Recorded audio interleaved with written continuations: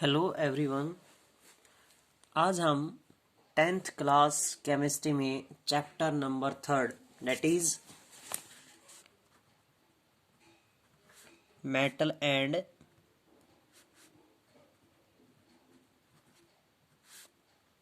Non metals में study करेंगे topic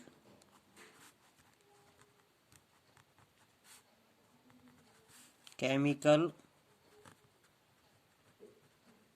properties of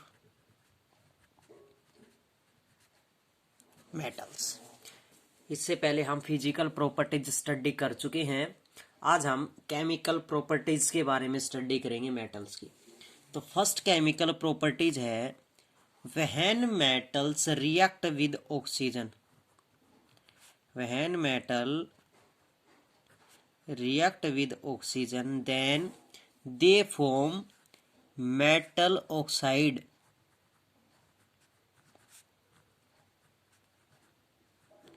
क्या क्रिएट करती हैं?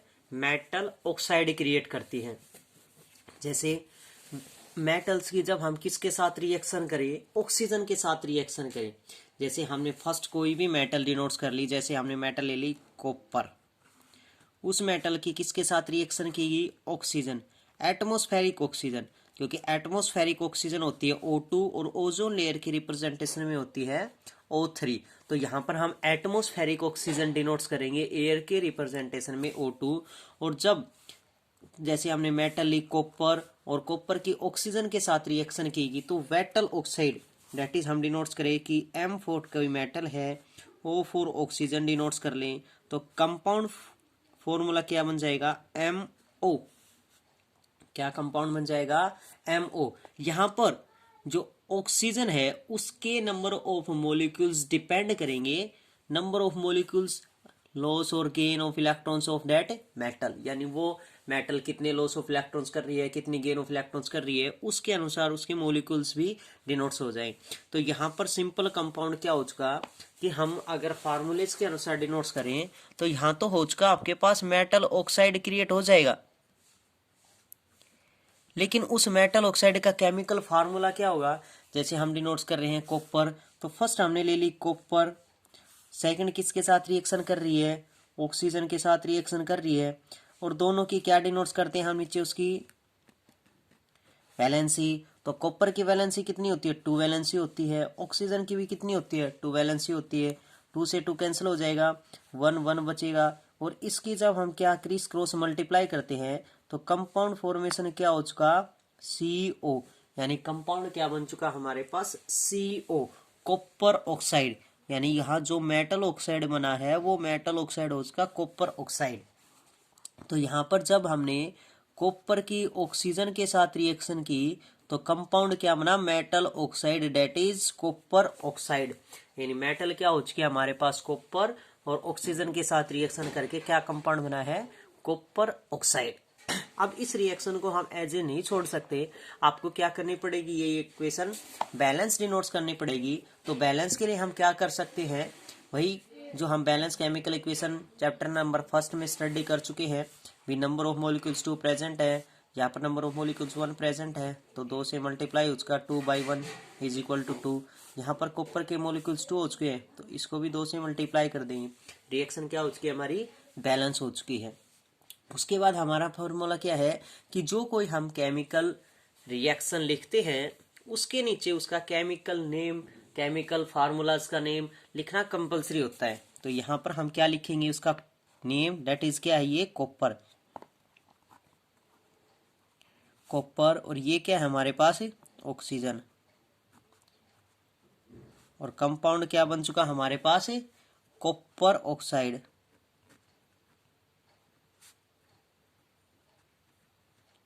तो इस तरह से क्या है, फर्स्ट केमिकल रिएक्शन हमारी कंप्लीट हो चुकी है।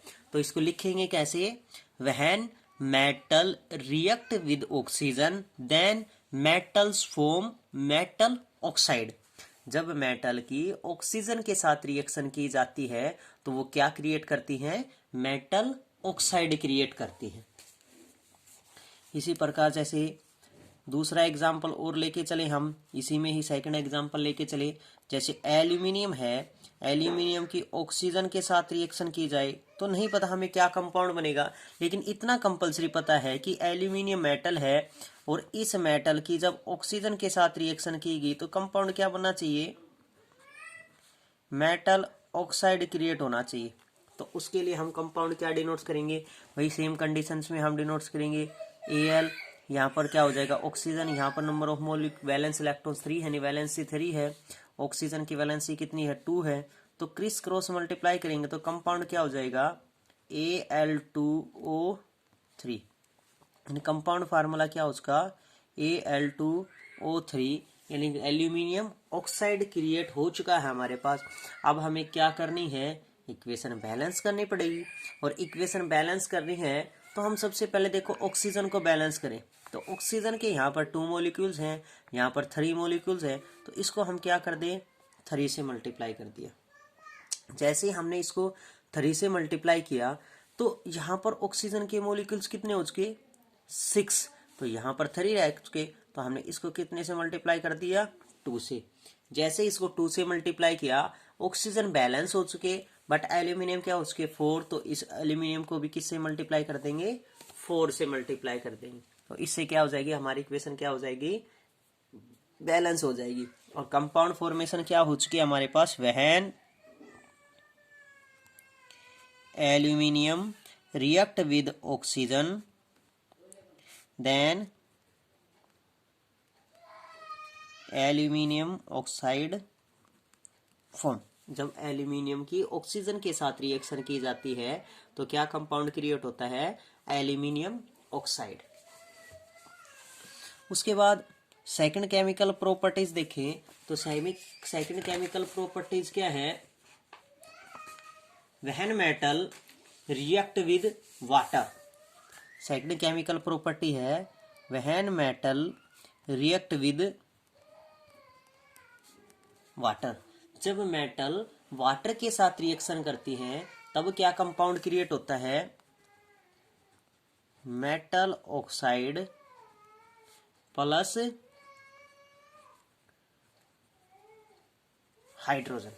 अब देखो जो कोई भी मेटल है वो किसके साथ रिएक्शन कर रही है, वाटर, और वाटर में क्या प्रेजेंट है, ऑक्सीजन प्रेजेंट है। और इससे पहले हम क्या स्टडी कर चुके हैं कि मेटल की जब ऑक्सीजन के साथ रिएक्शन की जाती है तो क्या कंपाउंड क्रिएट होता है, मेटल ऑक्साइड। तो ये मेटल्स क्या होती हैं, पॉजिटिवली चार्ज पार्टिकल्स होती है, और इसमें हाइड्रोजन पॉजिटिव होता है, ऑक्सीजन क्या होता है नेगेटिव। तो पॉजिटिव वाला किसके साथ रिएक्शन करेगा, नेगेटिव चार्ज पार्टिकल्स के साथ रिएक्ट होगा। अब नेगेटिव चार्ज पार्टिकल्स क्या है, ऑक्सीजन है, और ये हम मेटल ऑक्सीजन के साथ रिएक्टिविटी शो कर चुके हैं। क्या कंपाउंड क्रिएट होता है, मेटल ऑक्साइड। बच क्या गया हमारे पास, हाइड्रोजन, तो क्या रिलीज हो जाएगी, हाइड्रोजन गैस रिलीज हो जाएगी। तो जब कोई भी मेटल है वाटर के साथ रिएक्शन करती है तो क्या कंपाउंड क्रिएट होते हैं, metal oxide plus hydrogen gas release out. तो इसको थ्योरेटिकल में कैसे लिखेंगे, reactions of metal with water, या what happens when metal react with water. तो क्या लिखेंगे, when metal react with water then metal oxide are formed and hydrogen gas release out. तो इसका एग्जाम्पल हम स्टडी करें तो एग्जाम्पल क्या हो जाएगा हमारे पास जैसे मेटल्स हम डिनोट्स कर ले, कोई भी मेटल, पोटासियम हमने मेटल डिनोट्स कर ली, और उस पोटासियम मेटल्स की किसके साथ रिएक्शन की जाए, वाटर मॉलिक्यूल्स के साथ रिएक्शन की जाए, H2O के साथ रिएक्शन की जाए, तो क्या कंपाउंड क्रिएट होगा, सबसे पहले होगा मेटल ऑक्साइड, और मेटल ऑक्साइड में क्या हो जाएगा क्रिएट हमारे पास, मेटल ऑक्साइड हमारे पास क्रिएट हो जाएगा। जैसे हम डिनोट्स करें कि पोटासियम ऑक्साइड डिनोट्स हो जाए, K2O डिनोट्स हो जाए, और हाइड्रोजन गैस रिलीज हो जाए। लेकिन दूसरी कंडीशन इसमें क्या हो सकती है, व्हेन मेटल, सेकंड हमारे पास ये भी हो सकती है, when metal react with water H2O, और H2O को अगर हम डिसोसिएट करते हैं तो डिसोसिएशन करने के कारण वो किस में रिलीज हो जाती है, HOH चार्ज पार्टिकल्स में भी रिलीज होती है। तो क्या रिलीज हो सकता है, मेटल हाइड्रोक्साइड। तो कुछ ऐसी मेटल्स भी हैं जो मेटल ऑक्साइड्स हो जाए, या मेटल, यहाँ पर हम मेटल ऑक्साइड भी डिनोट कर सकते हैं। When metal oxide direct react with water then metal hydroxide release out, यानी हमारे पास क्या हो सकता है, मेटल ऑक्साइड भी हो सकता है, तो क्या हो जाएगा, मेटल हाइड्रोक्साइड। तो इस प्रकार हमारे पास रिएक्शंस हो जाए, जैसे पोटासियम की हम वाटर के साथ रिएक्शन करें तो क्या कंपाउंड रिलीज हो जाएगा, अब मेटल हाइड्रोक्साइड भी रिलीज हो सकता है। तो मेटल हाइड्रोक्साइड रिलीज होगा तो क्या हो जाएगा, potassium hydroxide, metal hydroxide MOH, और मेटल हाइड्रोक्साइड क्या है, K, और हमारे पास हाइड्रोक्साइड क्या है, OH, KOH प्लस क्या रिलीज हो जाएगा, हाइड्रोजन गैस रिलीज होगी। और वो हाइड्रोजन गैस रिलीज और किसके साथ रिलीज होगी, वो हीट एनर्जी के साथ रिलीज होगी। तो ये है व्हेन मेटल्स रिएक्ट विद, या metal oxide react with water. तो इस प्रकार हमारे पास कंपाउंड्स क्रिएट हो जाएंगे। दूसरा हम एग्जांपल लेके चले, जैसे सेकंड एग्जांपल एक और डिनोट्स करें, when calcium react with water. जब कैल्शियम की वाटर के साथ रिएक्शन की जाए तब क्या कंपाउंड क्रिएट होगा, when calcium react with water. जब हम कैल्शियम की वाटर के साथ रिएक्शन करें तो कंपाउंड क्या रिलीज होगा, कैल्शियम हाइड्रोक्साइड, और कैल्शियम हाइड्रोक्साइड क्या हो जाएगा, वही हम Ca और OH को लेके चलेंगे तो कंपाउंड हो जाएगा Ca, और यहाँ पर OH डिनोट्स करेंगे तो क्या हो जाएगा, इसकी वैलेंसी कितनी होती है, हमारे पास 2 होती है, OH की 1 होती है, क्रिस क्रॉस मल्टीप्लाई करेंगे तो क्या हो जाएगा, CaOH होल ट्वाइस। तो क्या कंपाउंड क्रिएट होगा, CaOH होल ट्वाइस, प्लस क्या रिलीज हो जाएगी, हाइड्रोजन गैस रिलीज हो जाएगी। तो इस प्रकार आपको डिफरेंट एग्जांपल्स स्टडी करने हैं, when metals react with water and metal oxide react with water. Next chemical property है थर्ड नंबर पर है, थर्ड केमिकल प्रॉपर्टीज है, और वो थर्ड केमिकल प्रॉपर्टी क्या है, when metal react with dilute acid, यानी एसिड के साथ रिएक्शन करें मेटल्स, जब क्या कंपाउंड क्रिएट होगा, तो मेटल के साथ रिएक्शन हो तो क्या कंपाउंड रिलीज हो जाएगा, साल्ट प्लस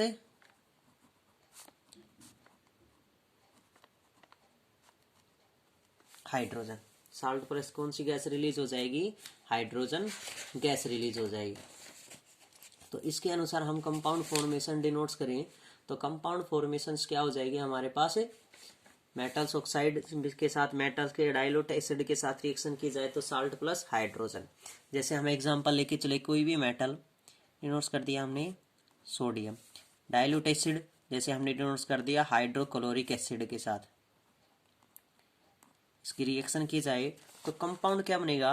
अब सोडियम क्या है, पॉजिटिवली चार्ज पार्टिकल है, हाइड्रोजन क्या है, पॉजिटिव है, क्लोरीन क्या है, नेगेटिव। तो पॉजिटिव चार्ज पार्टिकल किसके साथ रिएक्शन होगा, नेगेटिवली चार्ज पार्टिकल्स के साथ रिएक्शन हो गई, और नेगेटिवली चार्ज पार्टिकल्स क्या है, क्लोरीन। तो क्लोरीन और सोडियम रिएक्ट होकर क्या कंपाउंड क्रिएट कर देंगे, सोडियम क्लोराइड, और प्लस क्या हो जाएगी, हाइड्रोजन गैस रिलीज आउट। अब रिएक्शन बैलेंस करेंगे तो रिएक्शंस बैलेंस करने के कारण कंपाउंड्स आपके पास क्या हो जाएगा, यहाँ पर हाइड्रोजन के 2 मॉलिक्यूल्स प्रेजेंट है। आपको पीछे भी जितनी रिएक्शंस बताई गई हैं, जैसे अभी हम कैल्शियम और वाटर के साथ रिएक्शन कर रहे थे, ये रिएक्शन भी आपको बैलेंस ही लिखनी है। जैसे हाइड्रोजन के 4 मॉलिक्यूल्स हो चुके हैं तो यहाँ पर हम 2 मॉलिक्यूल्स से मल्टीप्लाई करेंगे। अब ऑक्सीजन हमारे पास 2 हो चुका है, ऑक्सीजन 2 हो चुका है, अब इक्वेशन क्या हो चुकी है हमारे पास, बैलेंस हो चुकी है। इस प्रकार से आपको सभी इक्वेशंस बैलेंस ही डिनोट करनी है। तो क्या कंपाउंड हो चुका हमारे पास, salt sodium chloride plus hydrogen gas release out.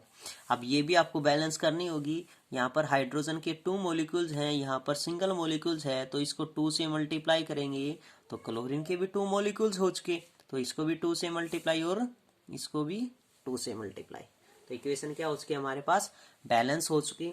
तो इसको लिखेंगे कैसे, when metals react with dilute acid then salt and hydrogen gas release out, salt molecules are produced या salt are produced and hydrogen gas release out. तो यहां पर हम क्या लिखेंगे, ये क्या है आपके पास सोडियम, ये क्या है dilute acid that is dilute hydrochloric acid, क्या कंपाउंड क्रिएट हो चुका salt that is sodium chloride, और ये क्या रिलीज हो चुका है हाइड्रोजन गैस। तो इस प्रकार आपको डिनोट्स करना है कि किस प्रकार कौन सी मेटल किसके साथ रिएक्शंस होकर क्या कंपाउंड क्रिएट कर सकती है। नेक्स्ट फोर्थ केमिकल प्रॉपर्टीज है वहन मेटल ए, यानी अब हमारे पास क्या हो जाएंगी, कोई दो मेटल हो जाएंगी when at metal A react with salt solution of B,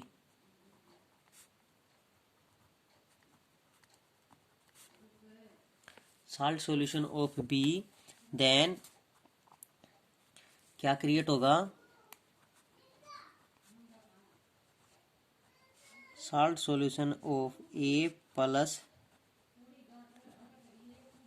metal B release हो जाएगी। यानी यहां पर हमारे पास कौन सी रिएक्शंस हो रही है, हमारे पास यहां पर रिएक्शंस क्रिएट हो रही है डिस्प्लेसमेंट रिएक्शन, जो आप प्लस या फर्स्ट चैप्टर में हम स्टडी कर चुके हैं डिस्प्लेसमेंट रिएक्शन। तो डिस्प्लेसमेंट रिएक्शंस हमारे पास क्या थी, when a more reactive metals displace less reactive metal, जब कोई मोर रिएक्टिव मेटल किसी लेस रिएक्टिव मेटल्स को उसके साल्ट सॉल्यूशन से डिस्प्लेस कर देती थी, तो लेस रिएक्टिव मेटल्स हमारे पास अलग हो जाती थी। तो सेम यही है हमारे पास, when a more reactive metal displace less reactive metal from a salt solution, then metal B that is less reactive metals release out and more reactive metals react with salt solution of that metal solution। तो जैसे हम example लेके चलें, metal हमने denotes कर ली कोई भी, जैसे zinc, that zinc metal, first A metal हमने जिंक ले ली और साल्ट सॉल्यूशन ले लिया किसी सेकंड मेटल का that is copper sulphate. When zinc react with copper sulphate, then क्या कंपाउंड्स क्रिएट होगा, कंपाउंड्स यहाँ पर हम रिएक्टिविटी टेबल्स के अनुसार सीरीज डिनोट्स करेंगे कि ये जो हमने जिंक मेटल ली है, ये जो साल्ट सॉल्यूशन है, सॉल्यूशन उसका ये उसकी मेटल, क्या ये जिंक मेटल एक कॉपर मेटल से मोर रिएक्टिव है। और अगर हम रिएक्टिविटी टेबल्स को मेजर करें तो उस रिएक्टिविटी टेबल्स में हमारे पास क्या है कि ये जो मेटल है हमारे पास, ये जिंक है, ये किससे ज्यादा रिएक्टिव है, ये कॉपर से ज्यादा रिएक्टिव है। जैसे हमारे पास ये रिएक्टिविटी टेबल है, इस रिएक्टिविटी टेबल में देखें कि हमारे पास क्या है, मेटल कौन सी प्रेजेंट है, ये देखो यहाँ पर हमारे पास कौन सी है कॉपर मेटल प्रेजेंट है, और इससे ज्यादा रिएक्टिव कौन सी है जिंक। तो जिंक मेटल किसको, कॉपर को यहाँ से डिस्प्लेस कर सकती है। तो जिंक मेटल किसको डिस्प्लेस कर देगी, कॉपर को यहाँ से डिस्प्लेस कर देगी, और कंपाउंड्स क्या बन जाएगा हमारे पास, यहाँ क्या आ जाएगी जिंक मेटल, तो क्या कंपाउंड बन जाएगा जिंक सल्फेट प्लस क्या रिलीज हो जाएगी कॉपर रिलीज हो जाएगी। तो यहाँ पर हमारे पास कंपाउंड क्या बना जिंक सल्फेट प्लस कॉपर, जो भी सॉलिड फॉर्म में हमारे पास वो अलग हो जाएगी। तो यहाँ पर लिखेंगे क्या हम, when zinc react with copper sulphate solution, then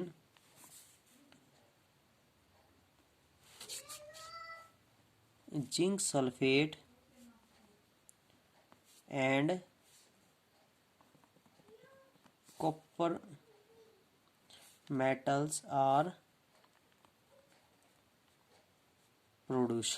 तो इस प्रकार से आपको इसको केमिकल रिएक्शंस फोर्टिफोल्स में डिनोट्स करनी है। अब इस केमिकल रिएक्शंस को हम क्या डिनोट्स करेंगे, वहन जिंक मेटल हमारे पास प्रेजेंट थी, किसके साथ रिएक्शन कर रही थी, वो साल्ट सॉल्यूशन, और वो साल्ट सॉल्यूशन कौन सा था, कॉपर सल्फेट के साथ रिएक्शन कर रही थी। जैसे ये कॉपर सल्फेट के साथ रिएक्शन की तो कंपाउंड्स क्या रिलीज हुआ हमारे पास, जिंक सल्फेट। तो यहाँ क्या लिखेंगे, जिंक सल्फेट, और प्लस क्या रिलीज हो चुकी है, कॉपर मेटल्स रिलीज हो चुके हैं। तो इस प्रकार आपको डिफरेंट स्टडी करनी है। पहले उसका केमिकल्स रिएक्शंस में डिनोट्स करना है, केमिकल रिएक्शन डिनोट्स करने के बाद उसके नीचे उसके थ्योरेटिकल उसके केमिकल नेम डिनोट्स करने हैं, और केमिकल नेम डिनोट्स करने के बाद हम थ्योरेटिकल ये फॉर्म उससे पहले भी डिनोट्स कर सकते हैं और बाद में भी डिनोट्स कर सकते हैं। यानी हम ये भी डिनोट्स कर सकते हैं metal A plus salt solution B, salt solution A plus metal B, या फिर इसको ऐसे भी डिनोट्स कर सकते हैं, वह any metal react with salt solution of metal B then salt solution of metal A and metal B are produced। फिर उसके नीचे क्या डिनोट्स करना है, उसका कोई भी एक एग्जाम्पल डिनोट्स करना है। तो इस प्रकार आपकी केमिकल रिएक्शन कंप्लीट हो जाएगी। तो डिफरेंट केमिकल रिएक्शंस आज हमने स्टडी की है। केमिकल प्रॉपर्टीज ऑफ मेटल्स, जिसमें हमने केमिकल प्रॉपर्टीज ऑफ मेटल्स में स्टडी की है,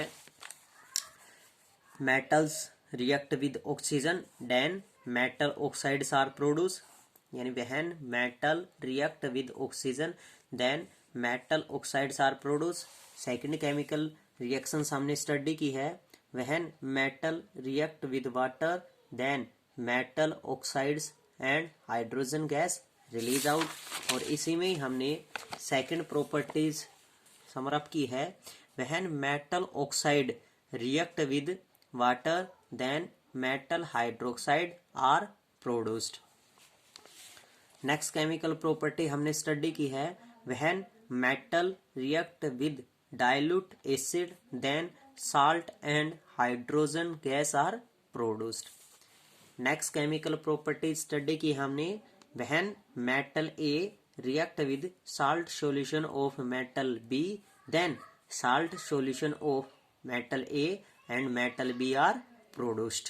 दैट इज ये रिएक्शंस हो जाएगी हमारे पास डिस्प्लेसमेंट रिएक्शंस के अनुसार। तो these different chemical properties of metals study करनी है। These are the different chemical properties of metals.